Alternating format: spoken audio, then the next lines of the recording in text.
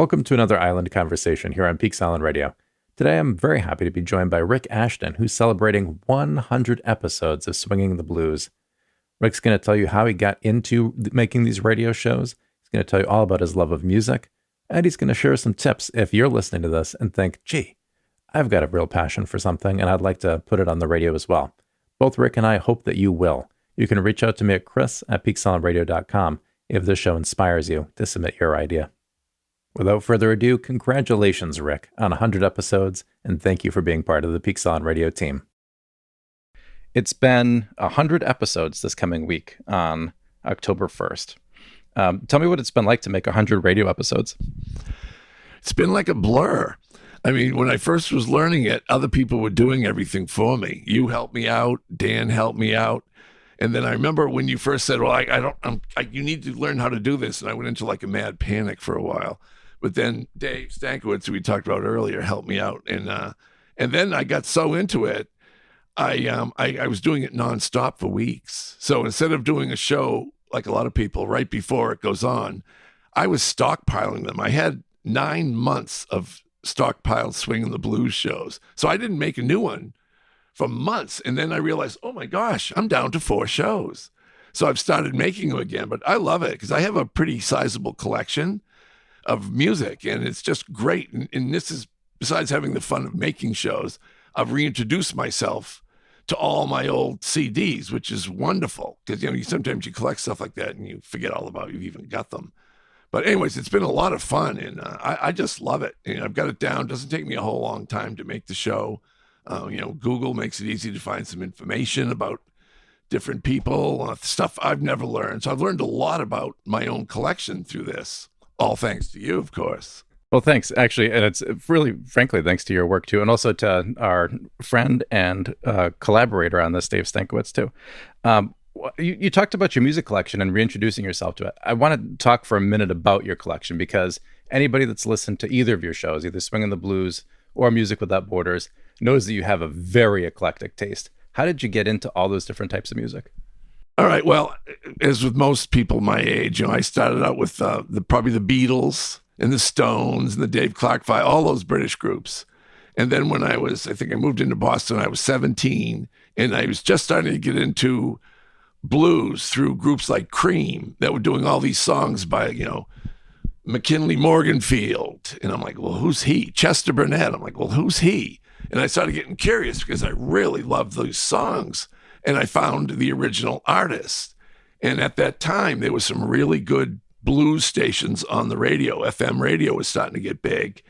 And I moved into Boston, and there was one of my favorite stations was Emerson College. And there was a guy there named Eddie Gorodetsky. I don't know if you ever heard of him.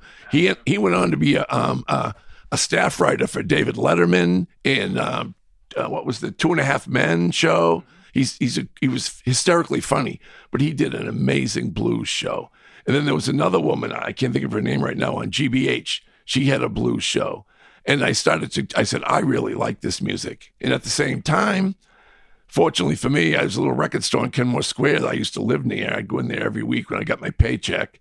And they started having cutout records, bargain bins. And all the blues was in the bargain bins. So my basic early collection of blues, which is my main interest, was all out of the bargain bin, which is wonderful because I was making $1.65 an hour. That was the minimum wage back then. And I had money to spend. So just like that. And then through the radio stations, I started to hear other stuff. And I got into jazz through, I worked in a warehouse in Boston. And the secretary there, her boyfriend was a jazz drummer. And it wasn't his main job, but his side job was playing jazz, which he'd done. He got me into all these groups like Count Basie and all these other big bands. And they're blues. Count Basie's blues. And anything that's bluesy seems to become my focus of attention. And then all the Music Without Borders show was, over the years, I've heard like a foreign album or something. There used to be a radio show in Boston called Mecca. And they played all music from the Middle East. I think it was out of Harvard University way back. And I found that station by accident. I was like, oh, this is really cool. I've never heard anything like this before. And then I started getting more into the whole world music thing, which coincidentally, at the same time, was starting to become really popular. So all this stuff from all over the world was on these radio shows. And I built my little collection. I mean, I don't have a huge, in-depth collection of a particular style, but I have my favorite artists. And that's the way it works with me. So that show, Music Without Borders, is just a way for me to, play some stuff that is different than my regular show. But I love that stuff. And again, if it wasn't for the show, I never would listen to half this stuff. I'm still rediscovering things in my collection every day. That's really cool. So a lot of people now will sort of do like the used record and like bargain bin thing, and they call it like crate digging. Do you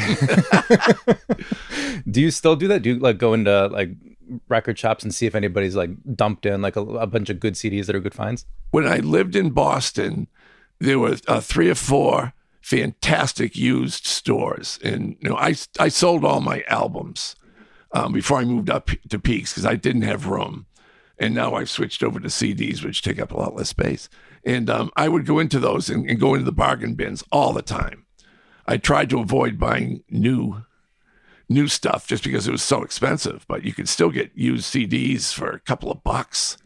And I did that for a number of years. I still buy new stuff. I mean, I buy CDs, which are a thing of the past. Everybody goes, nobody buys CDs. I go, well, I do. And right now there's more great stuff available for some of these obscure artists that I'm into than ever before, especially out of Europe. There's all these labels out of Europe re-releasing stuff that I never knew existed. And then I have an Amazon charge card. So that's where that goes.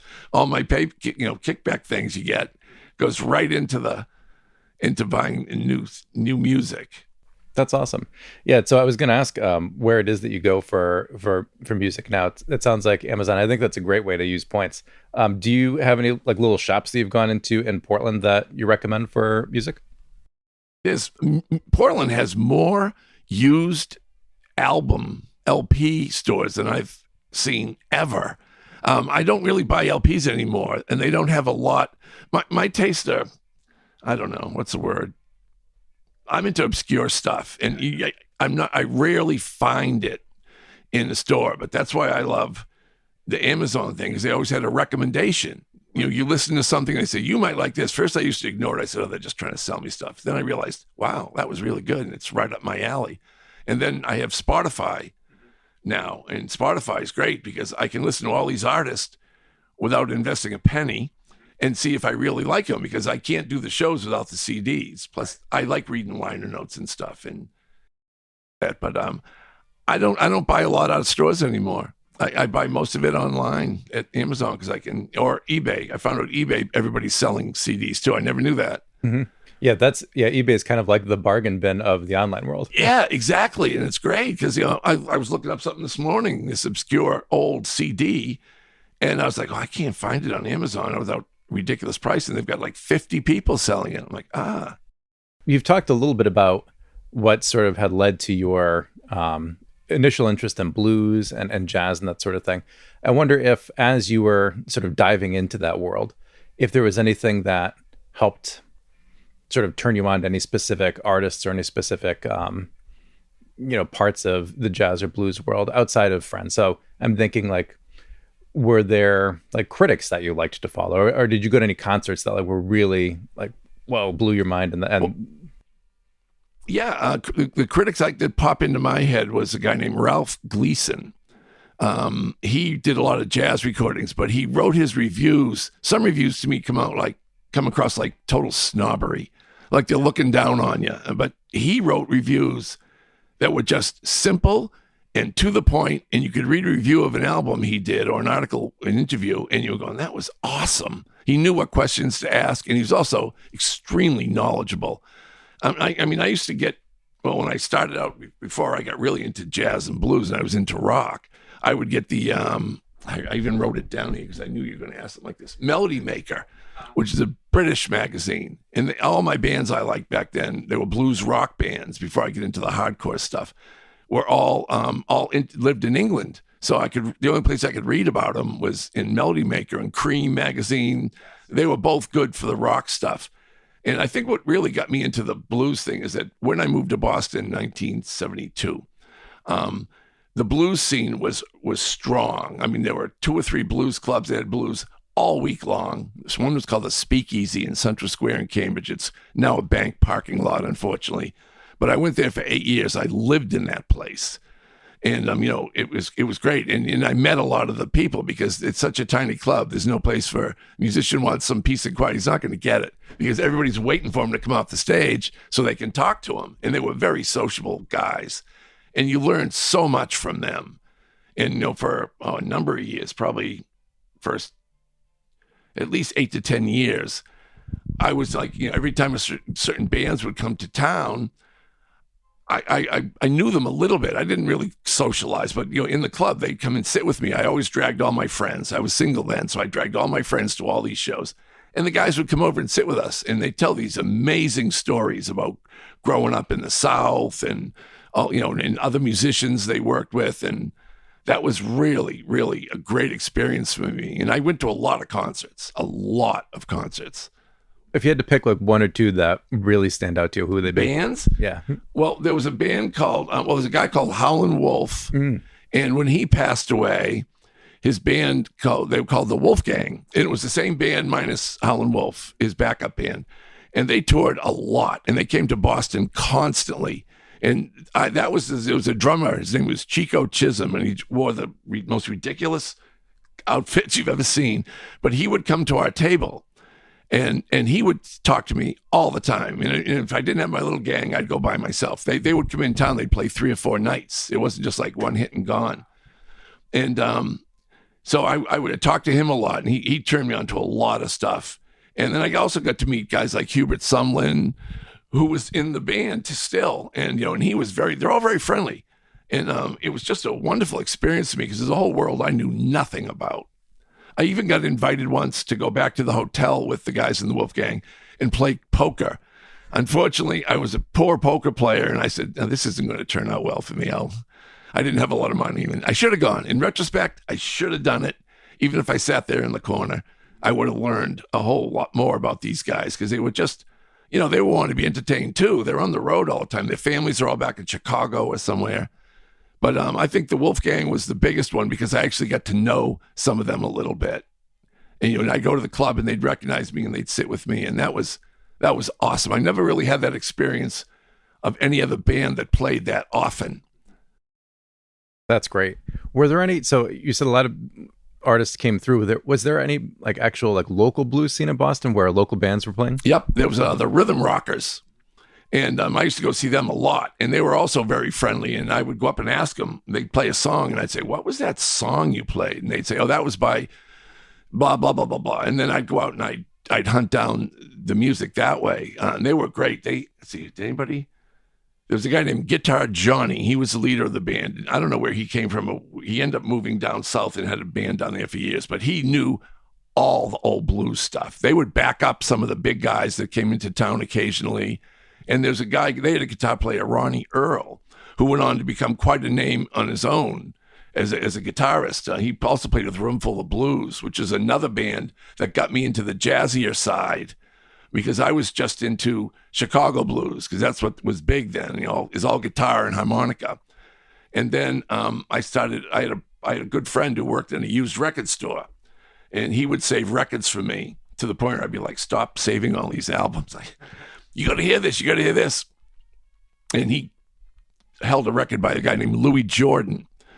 And I never heard of Louis Jordan. And he was shamefully almost unknown at that point. I think he had just passed away, but he was big in the late 30s through the mid 50s. He was huge, one of the biggest entertainers in the country.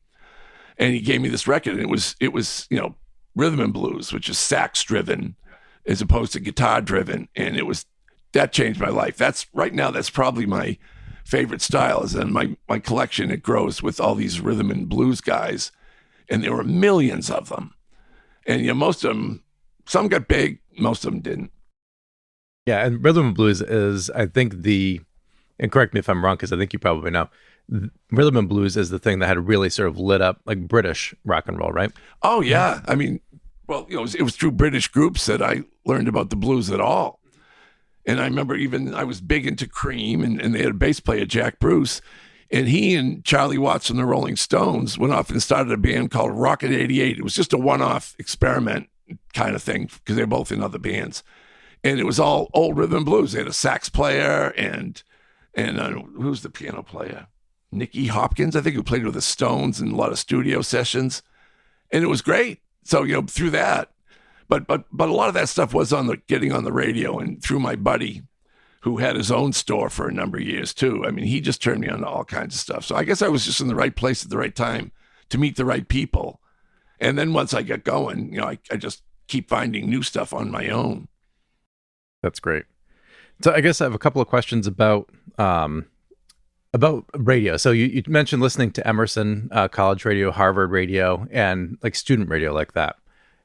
How does a kid who started listening to basically like mainstream rock find that, right? Because I think now, especially in an era where, sure, you got Spotify and all that, and I guess you can discover things, so much of it is algorithm and what you've been listening to. If someone wants to look at the unusual or the obscure stuff the way that you did, how do you do that? Well, one of my first radio stations was WBCN, because they were the first ones to play the quote-unquote underground. They play a 20-minute song. Nobody was playing 20-minute songs. And they would play a lot of bluesy stuff. And then on the other stations, well, there were some free papers. There were a lot of free underground newspapers. And we could do a great interview about those. I have a box up in the basement from the early 70s. Old Mole and all these crazy underground papers. But they would talk about the little radio stations. And that's where I learned about some of the blues stations, blues shows. And also just by playing, wiggling the dial around, you find what and my friends would tell me, you got to listen to this guy, Eddie, on this show at Emerson College he's doing. And so I get into that. And and then after that, like one of the favorite stations I was listening to is over in France. I found it online by Googling blues radio stations. There's millions of them. And there was one in France that just right up my alley. It was all swing, blues, and jazz. But a lot of word of mouth. I had some friends that were really music nerds like me, and they were great for turning me on to a whole lot of stuff that I might have missed on my own. That's cool. So you said music nerds, and that made me instantly wonder, did your friends or you ever pick up an instrument and try to play? You really want to know? Yeah. No, my parents got me a guitar when I was like, that was the thing. When I was like, I don't know, 12 or 13. I got a book. The first song was called 10 Little Indians. You know the one? Yeah, yeah. It's 2 notes. Dun, dun, dun, dun, dun, dun, dun, dun. Anyways, I couldn't do it. And I was like, all right, I'm just going to be a listener my whole life. And I'm a good air guitarist. That's great. So I think in another way, though, like, right, so there are people who are musicians, there are people who are just listeners. And then I think you're really something more of a curator, especially the way that you tell sort of the stories and the background on the music that you play. Now that you're, 100 episodes in, what have you learned about that role, about like taking music and sharing it to a group of people? Well, the person who got me, when I first heard about your station through Dan Kutera, I thought, oh, this is cool. I've always wanted to do this. And then the opportunity arose through, he got in contact with you. Mm-hmm. And I was like, this is great, but I didn't want to talk. And I don't know if you remember, my first show was a Christmas show. Mm-hmm. All I said was, this is Rick from, I don't even know if I called it Swinging the Blues. It was a 2-hour Christmas show you had. Yeah. And then Dan's going, you got to talk. Because he had a show with Sarah, his wife. Yes. Yeah. And I loved it. And they chit-chat between the songs. And I didn't want to talk that much. And I was like, I don't really want to talk. I want to play my music. But as it grew, more and more people, friends on the island would say, well, I really like what you say between some of the songs. And I realized, one, it educated me, and I love to research stuff. I mean, I won't go into all my hobbies, but I spend a lot of time researching different things. And Dan was always saying, you got to talk. And I started talking more. I still don't want to talk too much, but I do more of it. And it's fascinating because you find these incredible stories about some of these guys. Some of them are really like lunatics. Some of the crazy stuff they did over their careers. And these stories are all online. Googling is, can't say enough about that. I don't know where else I'd find these backstories to a lot of this. I mean, liner notes are great, but you can just go online and find all kinds of stuff. And when you're putting together a show and you're thinking about, maybe featuring an artist or a style, how do you do that, right? Because I think a lot of people like music, but if you asked a lot of people, I bet they would say, like, I don't know where to begin. I'm not sure how it would, Well, pick. what happened was at first, when I started doing the shows, I did them at Dan's house. I would bring the music over there, but it was a lot of work for him. And so I basically used compilation discs I had. And I have some, now I'm buying more of those. At first, I used to go for the individual artists all the time. But then I realized, wow, compilation is 25 different people. I never heard of 23 of them. And so I did that because that was easiest for him to do. And it wasn't for, and I still do that a lot because there's some labels out of Europe that are just doing amazing stuff. Just, I don't know where they find this stuff. They could be total music nerds. They must have the most incredible 78 and 45 collections because I've never heard of most of this stuff I'm listening to now. But that was what happened. And then I finally, when I learned the Audacity program through Dave, I started realizing, then I started making my shows from scratch. I mean, and that can take time, but it's fun because, I don't know the way anybody else listens to music, but if I play a CD, the first song I hear makes me think of another song I want to hear. So I would say, oh, and then I'd grab that and I'd play it. And then I started writing them down, because I write everything out. And the first thing I do is pick all the songs. So that's the way it worked with me is that, I started doing talking. It's easy to do a single artist because I don't have to research 5, 6, 7 different people. You just go online and you just get a bunch of information from one person. So that's the way I do it. I mean, everybody's different, but, it's a matter of Googling and picking and choosing through my collection. But compilations are great way to introduce yourself to a new style of music or an artist or whatever. I love that. Yeah. And I love the idea of listening to a song and then just sort of following the thread of like, oh, this reminds me of this, or that sounds like that. That's really cool. Yeah, that's why I do it. And I try to have a theme.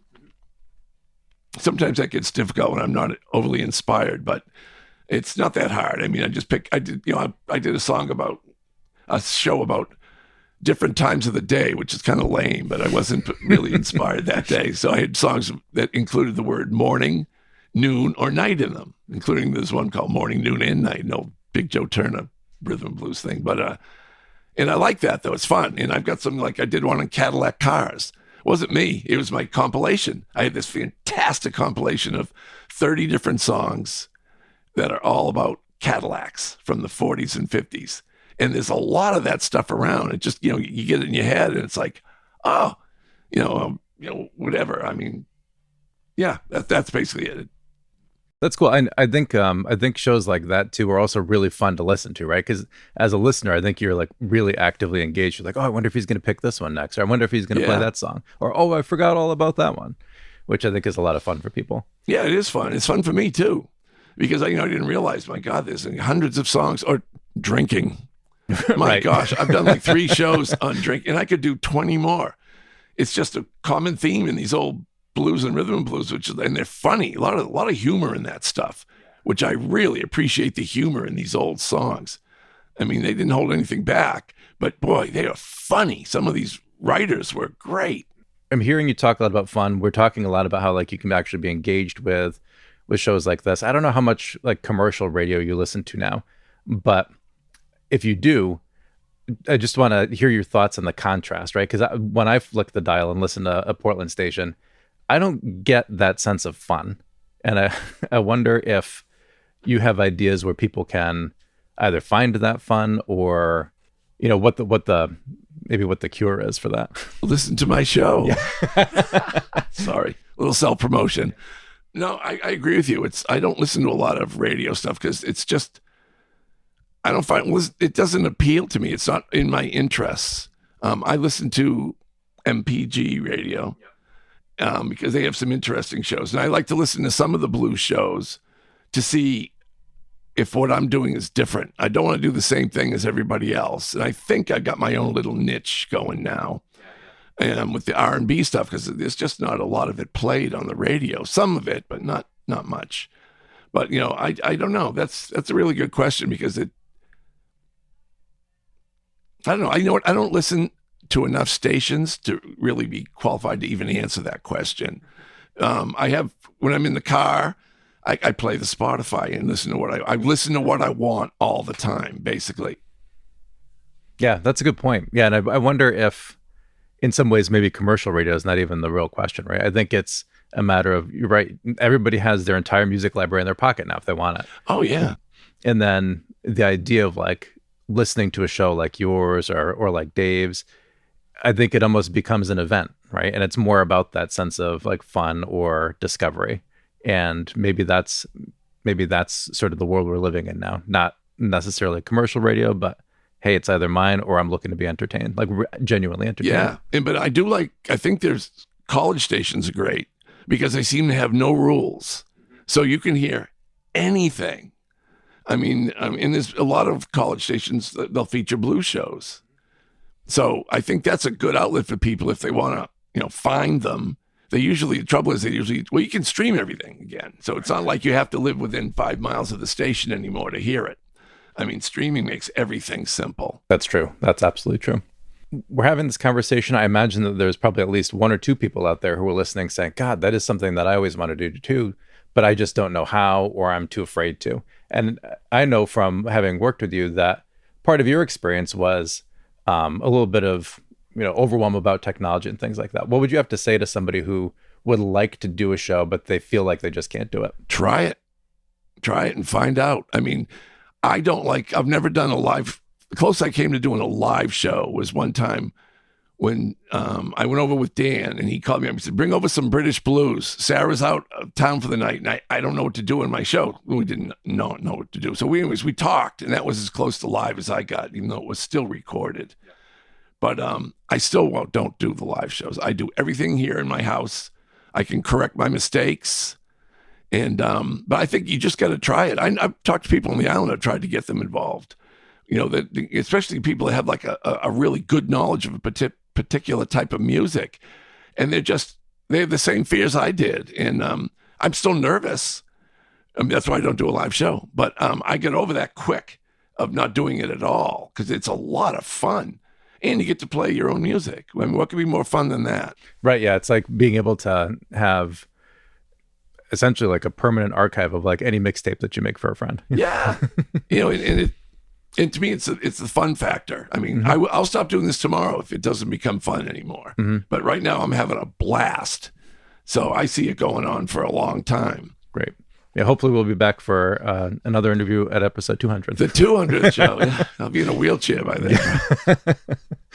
then. So to wrap up, two things. The first is let people know where they can find you, because obviously they can find you on Peak Silent Radio, but I know you've got some shows on MPG now, and if you could let people know how to find those and what time you're on. All right. Well, your station, it's 7:00 on Sunday night is Music Without Borders. That repeats the next day at noon. And then the Swing and the Blues shows is Tuesday night, Wednesday at noon, and Saturday night all at 7. So that's where the local, but over at MPG, my show goes on at 5 a.m. Another reason I don't do a live show.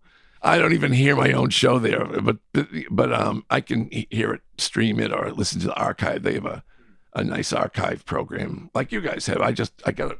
Well, we got to talk about that sometime, how I can get it going right. But so that's it. That's what I do. I mean, I'd love to get a better time slot over at MPG, but they're I'm not a student, and they're mostly about student programs. They have a lot of programs that are students and more community related stuff, where mine's just a straight music show. I don't get involved with politics or anything like that. Yeah. So I guess for folks who are thinking about doing a show like we just talked about, and also about MPG, how did that work with MPG? Did you just sort of reach out to them and say, hey, can I send you this file? Or do they have a special way that you have to manage stuff? Well, I did it through Dave Stankiewicz. Thank you, Dave. And, he knew that I was into, when he showed me Audacity to do shows for you, and he says, you have a good, interesting show. You should talk to them about it. I said, I'd love to. It's been, So he put in a good word for me, and I contacted the program director, and I just said, I've got a big blues club. So they let me do a couple of shows to try it out, and it went well. And I mean, it's 5 a.m, but she liked the show. the woman who's Jessica is the program director there. She really liked it. So that was great. She gave me some good advice. And, Dave gives me great advice. You give me advice. I get good people around to make this work, which I think is key to doing it. But it was really pretty easy. I mean, anybody could get a show over there if you have an interesting idea or something different. And I tried, like I said, before I did a single show there, I listened to every single blues show. I was listening to a couple anyways, because they had a Wednesday night show with two guys that I really liked, but they're off on some crazy hour now. It's not the same time. So, but it wasn't that hard. Just, you got to reach out and you never know. If they say, yeah, that'd be great, I'll just send them an email.